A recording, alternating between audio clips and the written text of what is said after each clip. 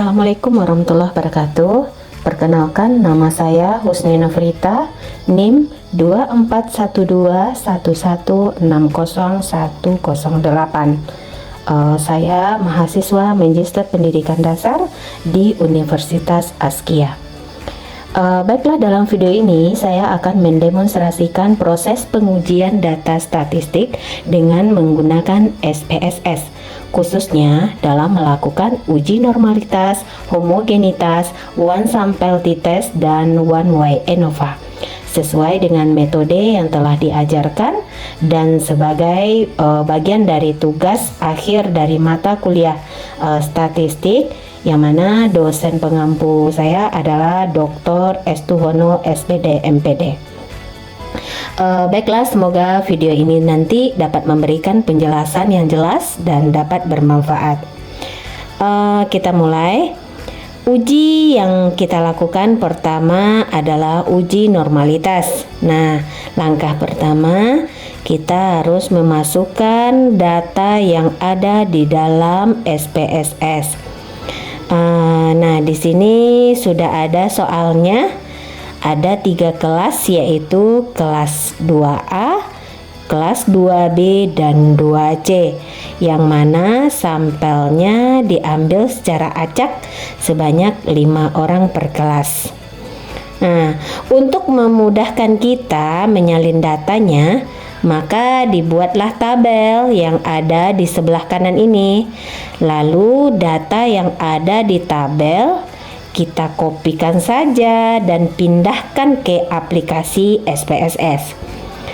Untuk pengeditan data agar rapi dan jelas, maka kita klik variabel view, ganti variabel 00001, oke, dengan kelas, dan variabel 2 0002 dengan nilai dan bagian desimal.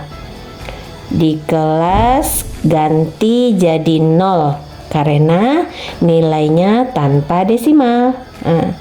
Kemudian klik bagian values di kelas untuk memudahkan pembacaan di hasil ujiannya nanti.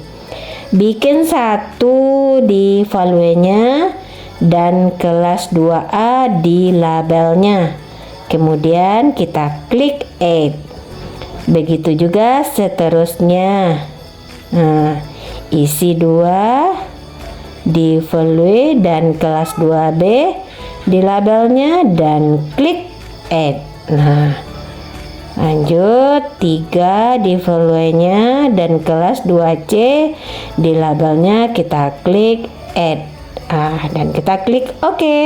Nah, kemudian klik data view dan pilih analysis, lalu pilih descriptive statistik ini ya, dan pilih explore. Nah, setelah itu masukkan kelas ke factor list dan lihat ke dependen, lalu klik plots yang ada di bagian kanan dan klik normality plots with test, klik continue dan klik OK. Maka hasil dari uji normalitas akan muncul. Nah, untuk cara membaca hasil ujinya, lihat pada tabel bagian signifikan, di mana untuk nilai kelas 2A, 2B, dan 2C besar dari 0,05, yang artinya data berdistribusi secara normal.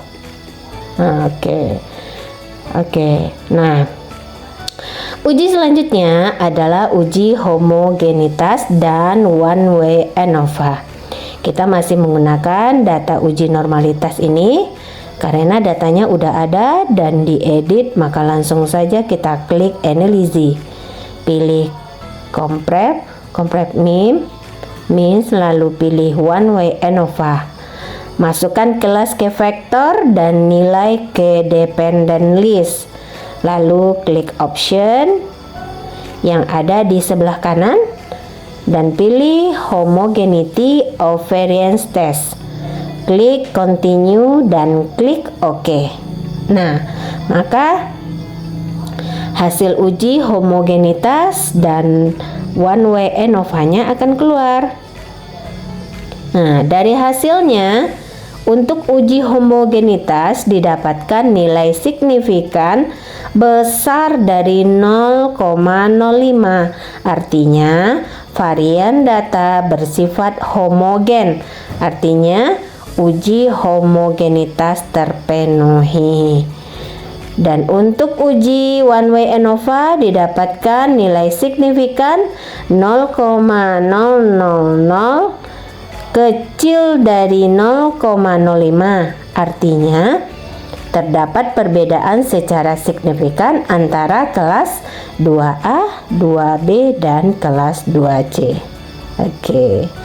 Uji selanjutnya adalah uji one sample t-test. Nah, di sini udah ada soalnya. Dari soal diketahui bahwa batas minimal 10 jam per minggu. Artinya di sini menggunakan uji one tail atau satu arah. Oke, kopikan data yang ada di tabel ke SPSS untuk pengeditan data agar terlihat jelas dan rapi hasilnya nanti ya.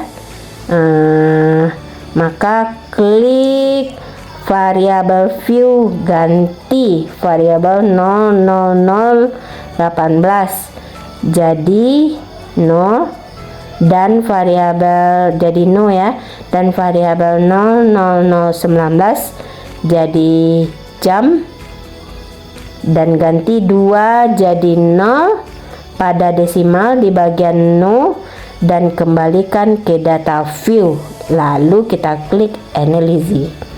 Nah, pilih compress mean dan pilih one sample t-test ya. Nah, one sample t-test.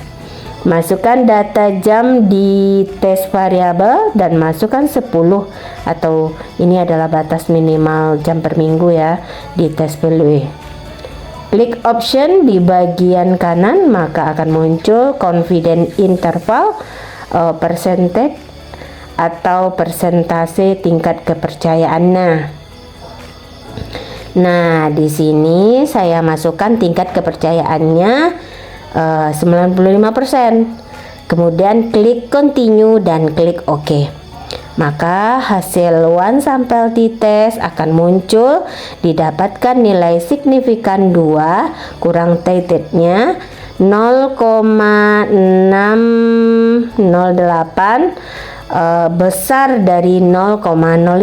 Artinya adanya perbedaan rata-rata jam belajar mahasiswa per minggu dari minimal jam pelajaran yang diberikan oleh fakultas. Oke, demikianlah Bapak video tutorial ini, mudah-mudahan bermanfaat. Wabillahi taufiq wal hidayah. Wassalamualaikum warahmatullahi wabarakatuh.